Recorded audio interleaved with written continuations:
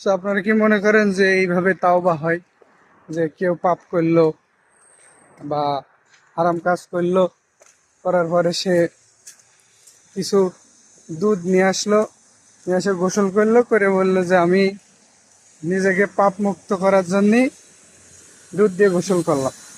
তো এটা যদি অন্য কোনো ধর্মের মানুষ করে, তাদের ধর্মে থাকে, তাহলে এই নিয়ে আমার কোনো কিছু বলার নাই।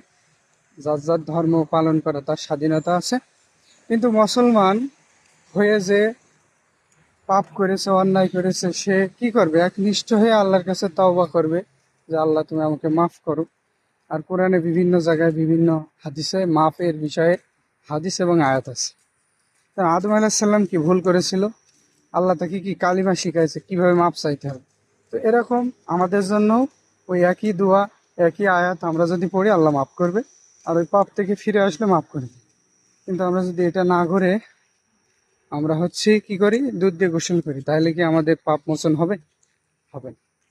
তাই সঠিক ওয়েতে সঠিক কাজ করবেন, এমন কিছু করবেন না যাতে অপচয় হয়। দুধটা যে নষ্ট করলেন, খাইলেও তো আপনার পুষ্টি হবে, আপনি অপচয়কারীর দায়ও ভোগবেন। আবার এই যে খাইলেন না, এটার দায়ও, আর নষ্ট করলেন এটার দায়। তাই সবকিছু ভালোভাবে মেনটেন করবেন। ভালো থাকবেন।